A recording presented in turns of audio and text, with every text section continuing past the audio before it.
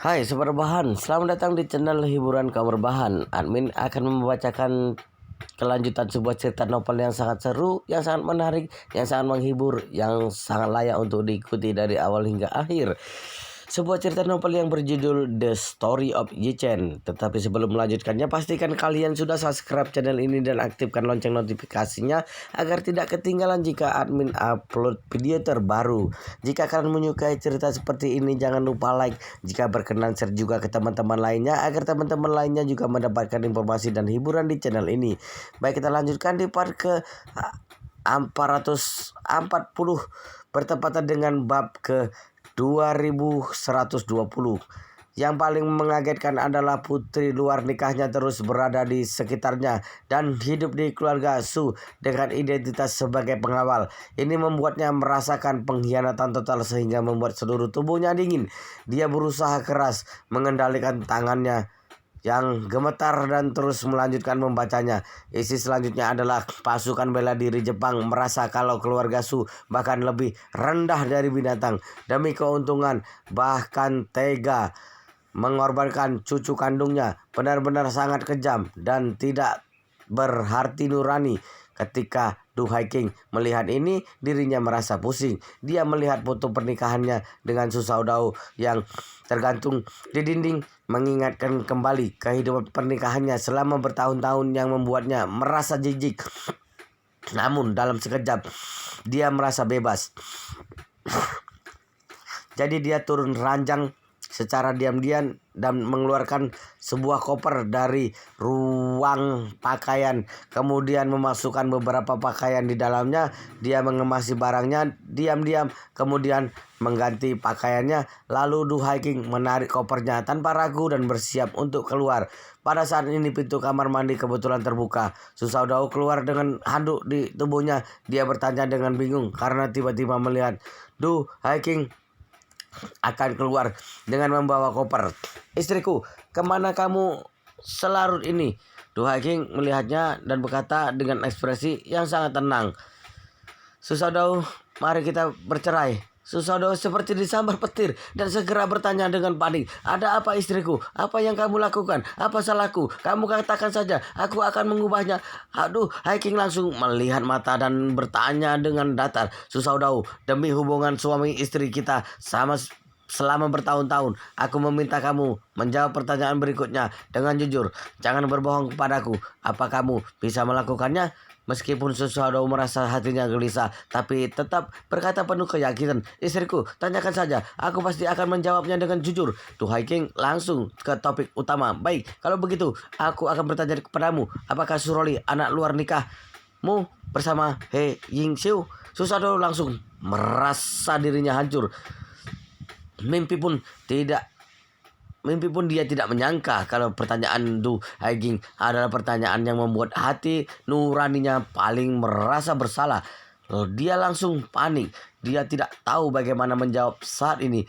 Menyangkalnya berdasarkan karakter Du Haking, dia bertanya, berarti dia sangat yakin dengan hal ini. Jika dia menyangkalnya begitu saja, maka akan sulit membuatnya percaya, malah mungkin akan membuatnya kecewa.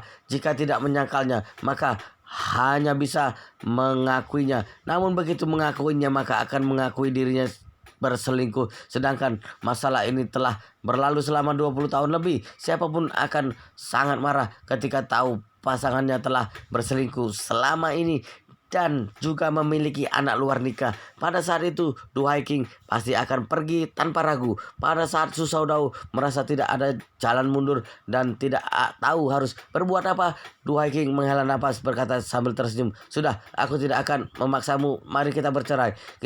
Kita bicarakan baik-baik." Su Shaodao merasa hancur dan jatuh ke lantai. Dia memegang kaki Du Haking dengan kedua tangannya dan berkata dengan panik, "Aku sudah salah istriku.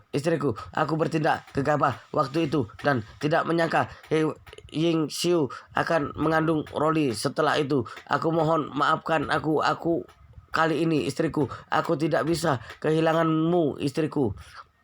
Melihat Su Shaodao berlutut di lantai sambil menangis sedih, Du Haking tanpa sadar mundur beberapa langkah, melepaskan diri dari kedua tangannya dan berkata dengan serius, Susaudau, kamu paham dengan kepribadianku. Sewaktu menikah denganmu dulu, aku sudah mengatakan 3 perjanjian denganmu. Apakah kamu masih ingat? Susaudau mengangguk dengan mata memerah. Ingat, ingat semuanya. Aku ingat setiap kata-katanya. Istriku, aku benar-benar sudah salah. Aku mohon padamu untuk memaafkanku kali ini saja. Duhai King, berkata dengan ekspresi serius, Susaudau, aku harap kamu katakan apa 3 perjanjian itu. Hati Susaudau merasa sakit dan suaranya bergetar. Janji pertama, tidak peduli kapan dan situasinya apapun, selama Duhai King bertanya, selama apa? Susaudau menghela napas panjang. Selama Yi Changjing bersedia berpaling dan menerimamu, aku harus bercerai denganmu tanpa syarat dan tidak pernah mengganggumu lagi. Duhai King mengangguk dan bertanya, apa janji kedua? Susaudau berkata, janji kedua adalah setelah menikah tidak bisa menghalangimu untuk bertemu Yi Changjing sebagai teman. Duhai King bertanya lagi, bagaimana dengan janji ketiga? Janji ketiga, Susaudau bergumam. Janji ketiga adalah kamu menikah denganku bukan karena cinta, tapi demi mempunyai sebuah keluarga yang stabil. Jadi kita masing-masing harus mematuhi aturan moral. Tidak boleh menjalin hubungan tidak jelas dengan lawan jenis, bahkan menjalin hubungan sebenarnya. Jika berubah, harus memberi tahu pihak lain dan bercerai dengan damai. Duhai King menjawab ya dan berkata dengan tenang, kalau kamu ingat semuanya, maka aku tidak perlu mengulanginya lagi. Aku akan kembali ke rumahku hari ini. Kita akan menjalani prosedur perceraian besok pagi. Tolong cetak perjanjian perceraian malam ini. Anak kita sudah dewasa, jadi tidak ada masalah tentang hak asuh.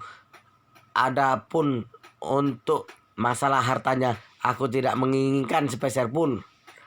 Hanya itu saja. Setelah itu, Duhai King berbalik dan ingin pergi.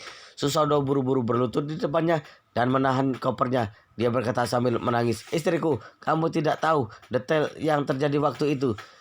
He Yingxiu hampir mati demi menyelamatkanku waktu itu dan pada akhirnya kehilangan satu lengan. Aku ingin memberikan kompensasi padanya, tapi dia mengatakan dia telah diam-diam mencintaiku selama bertahun-tahun dan berharap dirinya tidak menyesal sebelum pergi. Waktu itu aku merasa sangat tersentuh, jadi melakukan hal itu sekali. Aku bersumpah kepada langit, aku Susaudau hanya mengkhianatimu kali itu saja, hanya satu kali. Aku mohon demi hubungan suami istri kita selama 20 tahun lebih. Aku mohon demi anak-anak kita untuk memaafkanku kali ini. Aku mohon padamu. Duhai King berkata dengan serius, Susaudau, ada banyak cara untuk membayar budi seseorang. Kenapa kamu memilih cara mengkhianati pernikahan? Susaudau berkata sambil menangis. Istriku, aku bertindak gegabah waktu itu. Duhai King melambaikan tangannya. Tidak penting gegabah atau tidak. Yang penting adalah kamu sudah membuat pilihan. Karena kamu telah membuat pilihan, maka hadapilah dengan berani. Setelah itu, Duhai King berkata dengan sangat serius, jika kita berdua bisa bercerai baik-baik besok, maka kedepannya kita masih berteman meskipun tidak menjadi suami istri. Namun jika kamu tidak bersedia bercerai dengan damai, maka aku bisa menggugat perceraian di pengadilan. Kamu seharusnya tahu, dengan gugatan perceraian yang harus melalui persidangan, kamu adalah orang terkenal. Tidak perlu membuat masalah menjadi besar, bukan? Susaudau melihat Duhai King menangis sambil berkata, istriku, aku harus melakukan apa supaya kamu bisa memaafkan aku? Selama kamu memberitahuku, aku pasti akan melakukan dengan sepenuh hati. Aku tidak akan ragu meskipun sulit. Duhai King tersenyum. Susaudau, maaf. Aku benar-benar tidak bisa memaafkanmu. Tubuh Susaudau merasa sedikit gemetaran dan bertanya, istriku, kita sudah menikah selama 20 tahun lebih. Apakah kamu akan sekejam ini? Duhai King bertanya, Susaudau, apakah kamu tahu kenapa waktu itu aku begitu mencintai Yi Changjing? Susaudau tercengang. Dia melihat Duhai King dan bertanya dengan suara serak, kenapa? Du Haiking tersenyum pahit. Suaranya terdengar sedih. Ketika Ye Changying akan menikah, aku juga pergi mencarinya untuk mengungkapkan perasaanku pada seperti yang dilakukan He Ying-Xiu padamu. Aku bahkan berpikir untuk memberikan diriku kepadanya. Bahkan alasanku juga sama dengan He Ying-Xiu. Waktu itu, aku berkata kepadanya, Changying, aku telah mencintaimu selama bertahun-tahun, tapi tidak ada hasilnya. Jika kamu benar-benar tidak mencintaiku dan tidak ingin memberikan hasil kepadaku, maka jangan membuatku menyimpan penyesalan terakhir. Aku juga berkata, Changying, yang paling berharga dari seorang wanita adalah kesuciannya. Kesucian ini sangat berharga karena semua wanita berharap menyimpannya untuk pria yang paling dia cintai. Sementara aku berharap bisa memberikan kesucianku padamu. Ketika mengatakan ini, suara Du Haiking menjadi kaku dan melihat Su Shaodao dan suaranya terdengar bergetar. Namun, Changying, perbedaan besar antara Changying denganmu adalah dia tidak ragu untuk menolakku waktu itu. Karena dia mengatakan kalau dirinya tidak boleh merusak masa depanku. Hanya dalam hal ini, kamu tidak akan pernah bisa membandinginya. Su Shaodao tidak mengatakan apa-apa setelah mendengar ini. Dia merasa wajahnya panas, rasanya sangat panas sehingga dia bahkan tidak bisa membuka matanya. Du Haiking melihatnya tidak bicara sehingga dia menghela napas dan berkata, Su Shaodao, demi melihat, karena kita adalah pasangan suami istri, apakah bisa kita berpisah baik-baik? Air mata Su Shaodao mengalir tak tertahankan dan ingin mengatakan beberapa kata untuk memohon ampun. Kemudian memikirkan cara untuk memohon supaya Du Haiking tidak pergi. Namun ketika dia mengingat kalau Du Haiking juga pernah memohon Ye Changying seperti He Ying-Xiu memohon pada dirinya, tapi Ye Changying menolaknya, maka dia benar-benar malu memohon untuk dirinya sendiri. Selain itu, dia juga sangat jelas kalau tidak ada gunanya dia memohon. Du Haiking tidak akan pernah berpaling setelah dia memutuskan. Ketika dia tidak tahu harus berbuat apa-apa, terdengar suara pintu diketuk dengan buru-buru. Pengurus rumah berkata dengan tergesa-gesa, Tuan muda, Tuan besar memintaku menyuruh Anda segera ke sana. Dia mengatakan ada hal yang sangat mendesak dan meminta Anda untuk segera pergi. Su Shaodao kaget. Dia mandi dari tadi dan istrinya meminta cerai setelah dia selesai mandi. Jadi dia sama sekali tidak tahu kalau keluarga Su sedang berada di ujung tanduk karena pengumuman Badan Keamanan Nasional Jepang.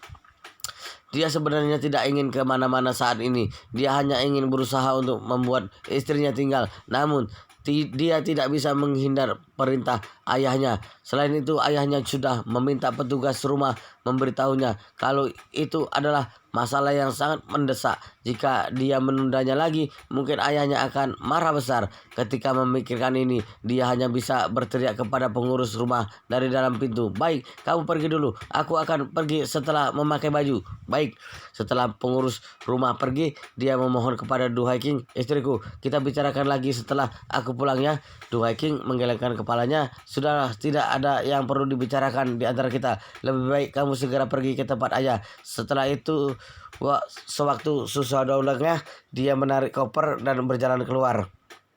Su Shaodao merasa hatinya sakit sampai hampir tidak bisa bernapas sewaktu melihat punggung Du Haiking yang tegas. Dia bahkan tidak berpaling. Dia sejak awal tahu kalau Du Haiking tidak mencintainya. Dia juga sudah lama tahu kalau orang yang selalu dicintai Du Haiking adalah Ye Changying. Selain itu, Du Haiking terkadang meremehkan cara kerja Su Shaodao. Meskipun dia tidak pernah mengganggu privasi Du Haiking, tapi secara diam-diam dirinya telah tahu dengan semua perilaku Du Haiking sejak lama. Bertahun-tahun yang lalu, sejak ponsel mulai memiliki fungsi jaringan Wi-Fi, Su Shaodao meminta peretas jaringan handal untuk memantau jaringan Wi-Fi keluarganya. Kapan ponsel Du Haiking terhubung dengan Wi-Fi, masuk ke perangkat lunak dan situs web mana setelah terhubung Wi-Fi, dia dapat melihat dengan alat yang disediakan peretas untuk melakukan semua pemantauan. Jadi dia juga tahu kalau Du Haiking diam-diam mengunjungi situs web hampir setiap hari ketika dirinya tidak ada selama bertahun-tahun. Demi mengetahui rahasia apa yang dia simpan di album web, dia bahkan meminta anak buahnya untuk menggunakan sebuah perusahaan kosong di luar untuk mengakuisisi perusahaan yang mengoperasikan album web. Setelah mengakuisisi perusahaan ini, perusahaan secara alami akan mengontrol semua data pengguna perusahaan ini, termasuk apa yang diunggah dan dilihat pengguna di sini. Dia bisa melihat database dengan jelas. Jadi dia sejak awal sudah tahu kalau Du Haiking akan masuk ke album web itu setiap hari untuk melihat beberapa foto dari dirinya dengan Yi Changjing atau foto Yi Changjing sendiri. Ini selalu menjadi siksaan besar bagi Su Shaodao. Dia tidak bisa menerima istri tercintanya yang selalu memikirkan pria lain, meskipun pria itu sudah meninggal sejak lama. Apakah semua usaha dan kerjasama dirinya selama ini bahkan tidak bisa sepenting orang mati baginya? Oleh karena itu, dia selalu membenci Yi Changjing. Meskipun sudah lama meninggal, dia tetap sangat membencinya, bahkan tidak berkurang sedikit pun selama bertahun-tahun ini. Hanya saja Su Shaodao selama ini terus menghipnotis dirinya sendiri dengan kata orang yang mendapat keuntungan. Dia merasa, memangnya kenapa kalau Du Haiking mencintai Yi Changjing? Bukankah Du Haiking akhirnya menikah dengannya? Bukankah dia telah melahirkan 2 orang anak untuknya? Jadi pada akhirnya dirinya adalah pria Du Haiking. Selain itu adalah pria satu-satunya. Ini merupakan sebuah kemenangan. Namun Du Haiking tidak ragu untuk meninggalkannya sekarang, sehingga hatinya yang telah dihipnotis hancur tak bersisa. Meskipun hatinya dipenuhi kebencian saat ini, tapi ketika dia teringat kalau ayahnya masih menunggunya, maka dia hanya bisa menenangkan dirinya untuk sementara. Dia menyeka air matanya dan membasuh wajahnya dengan air dingin, lalu membuka baju tidur dan pergi ke ruang kerja ayahnya dengan buru-buru. Ruang kerja Su Chengpeng bahkan lebih besar daripada ruang tamu villa biasa. Sebenarnya ini adalah ruang rapat Su Chengpeng, sama seperti ruang perpustakaan kaisar pada zaman kuno. Su Chengpeng bukan hanya membaca buku di sini menenangkan diri, bahkan dia menjadikan tempat ini sebagai pusat kediaman keluarga Su. Dia sering mendiskusikan hal-hal penting anak-anaknya serta anggota keluarga inti keluarga Su di ruangan kerja. Banyak keputusan yang mempengaruhi keluarga Su, bahkan komunitas bisnis di seluruh negeri keluar dari sini. Saat ini Tuan Besar Su telah memanggil semua keturunan generasi kedua untuk berkumpul di sini. Selain Su Shaodao, masih ada Su Shaode, Su Shaoren, Su Shaoyi, Su Shaoli, Su Shaoji, juga Su Shaoxin. Su Chengpeng total memiliki 5 orang putra dan 2 orang putri. Total ada 7 anak. Karena masalahnya dengan Du Haiking, jadi Su Shaodao adalah orang terakhir yang tiba. Begitu masuk, dia menemukan ayah dan 6 adik-adiknya yang ada di dalam ruang kerja terlihat cemas. Ini membuatnya kaget. Di dalam ingatannya, penampilannya ayahnya selalu tenang selama ini. Ekspresinya tidak akan berubah meskipun gunung akan runtuh. Kenapa dia terlihat cemas seperti ini? Selain itu, dia juga merasakan kalau tatapan mata adik-adiknya kepadanya terasa sangat aneh. Tatapan mata mereka ada kekhawatiran, takut, simpatik, bahkan berbelas kasih. Jadi dia bertanya dengan cemas, "Ayah, apa yang telah terjadi?" Su Chengpeng mendongak dan melihatnya serta bertanya dengan perasaan bersalah, "Apakah kamu tidak melihat umpan berita?" Su Shaodao menunduk dan melihat baju tidurnya serta berkata dengan canggung, "Umpan berita apa? Aku sedang mandi tadi. Setelah mandi, Pengurus rumah mengatakan kalau Anda mencariku dan aku buru-buru ke sini. Aku bahkan tidak membawa ponsel. Su Chengpeng menghela napas dan berkata, Saudau, kamu harus memaklumiku dalam beberapa hal. Aku duduk di posisi ini sehingga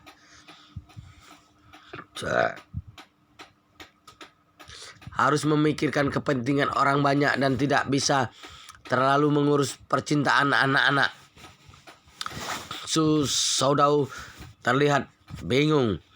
Dia kurang paham kenapa ayahnya tiba-tiba berkata seperti itu. Selain itu, kata-kata ayahnya terdengar seolah minta maaf. Harus diketahui kalau sikap ayahnya terhadap anak dan cucunya selalu sangat keras.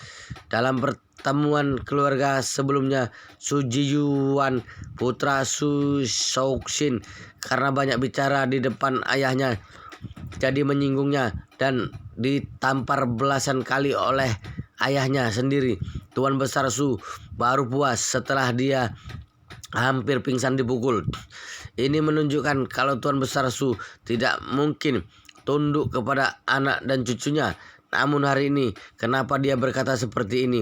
Su Chengpeng, Tuan Besar keluarga Su, tidak pernah mengaku salah di depan anak dan cucunya. Dia selalu keras kepala selama ini. Gayanya sama seperti kaisar kuno. Di mata kaisar kuno, kesuksesan dan kekuasaan barulah hal yang paling penting. Anak-anak tidak pernah menjadi yang pertama. Di matanya juga sama. Pondasi bisnis keluarga Su beserta pondasi pemimpin keluarga yang tak tergoyahkan adalah hal yang paling penting. Di depan semua ini, apa arti anak dan cucu? Namun kali ini bahkan mimpi pun dia tidak menyangka kalau Badan Keamanan Nasional Jepang bisa menemukan kolusinya bersama eksekutif pasukan bela diri Jepang. Bahkan mereka juga menemukan identitas asli Su Roli yang merupakan anak luar nikah Su Saudau, cucu keduanya. Sekarang semua orang di seluruh negeri tahu kalau Su Chengpeng adalah bajingan yang bisa mengorbankan anak dan cucunya demi keuntungan. Tidak tahu bagaimana anak-anak yang ada di depannya akan menilainya, karena tidak peduli ayah kakek manapun yang melakukan hal ini, anak dan cucunya pasti akan sangat kecewa, bahkan tidak akan menghormatinya. Jadi Tuan Besar Su tahu masalah ini pasti membuatku dikutuk oleh seluruh dunia dan menyebabkan keluarga Su menderita kerugian besar dalam semua aspek. Jika aku tidak mengendalikan kondisi keluarga, kemungkinan besar posisi pemimpin keluargaku ini akan segera kehilangan kuasa. Bahkan keluarga Su sangat berkemungkinan besar akan runtuh. Saat ini adalah masa kritis keluarga Su, jadi aku harus berusaha menenangkan Su Saudau. Jika tidak, ketika dia tahu aku yang mengkhianati putri luar nikahnya dan dia tidak bisa memaklumi tindakanku dalam segala aspek, maka mungkin dia akan memimpin orang untuk melawanku. Jika seperti itu, kemelut di dalam keluarga akan menjadi besar. Selama aku bisa menenangkannya, maka orang lainnya bisa dikendalikan. Wow, luar biasa sekali guys, ceritanya sangat seru, sangat menarik, sangat menghibur, sangat membuat kita penasaran jika tidak mengetahui cerita kelanjutannya. Tetapi sepertinya di bab ini akan berakhir dan kita akan lanjutkan di bab berikutnya di video selanjutnya. Pastikan kalian sudah subscribe channel ini dan aktifkan lonceng notifikasinya agar tidak ketinggalan jika Anun upload video terbaru. Jika kalian menyukai cerita seperti ini, jangan lupa like. Jika berkenan, share juga ke teman-teman lainnya agar teman-teman lainnya juga mendapatkan informasi dan hiburan di channel ini. Baik, kita lanjutkan di bab berikutnya di video selanjutnya.